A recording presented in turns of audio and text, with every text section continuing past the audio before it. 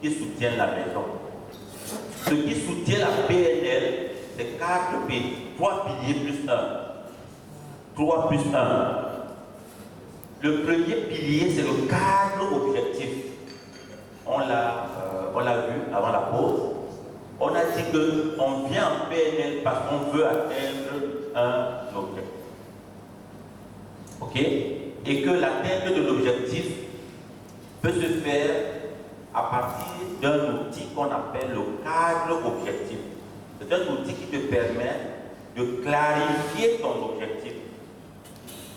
Et nous avons aussi parlé des mots. On a dit que ce n'est pas clarifier le problème, ce n'est pas parler des problèmes, c'est voir comment on fait pour atteindre ton objectif en tenant compte des obstacles qui peuvent nous empêcher d'atteindre notre objectif. Nous avons aussi parlé des ressources. Et que les obstacles, comme des ressources, sont internes et externes. Maintenant, le deuxième pilier, on va le voir aujourd'hui, c'est l'acuité sensorielle. Il y a une question, allez-y.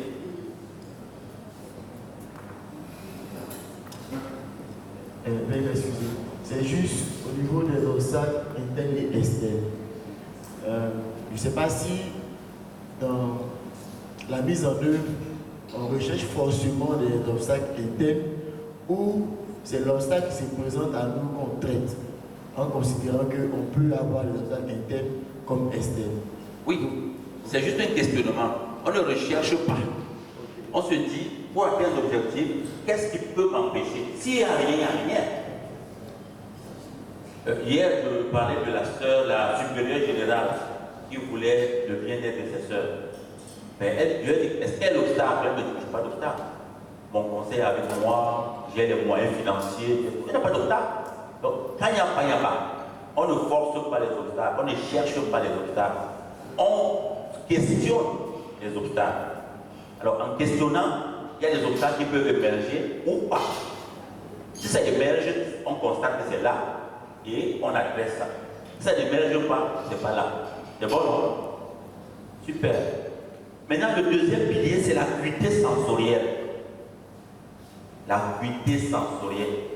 On fait la PNL avec ses 5 sens. On fait la PNL avec ses 5 sens. On va en parler aujourd'hui. Ça veut dire, en PNL, on se demande, qu'est-ce que je vois? Qu'est-ce que j'entends? Qu'est-ce que je ressens? On peut continuer en disant, qu'est-ce que je sens? Qu'est-ce que ça goûte? Vous voyez donc que cette connaissance qui passe par les sens, c'est une connaissance encore plus forte et plus puissante que la connaissance qui passe seulement par l'intellect. Je prends un exemple. Savoir que le feu brûle, parce que tu l'as lu dans un livre, et avoir mis ta main comme ça au feu, ça brûle, je ne suis pas sûr que c'est la même chose. Vous n'avez pas le même niveau de connaissance. Parce que le deuxième niveau de connaissance, c'est l'expérience. Toi, tu as fait l'expérience. Donc, tu as le deuxième niveau, apprendre à apprendre.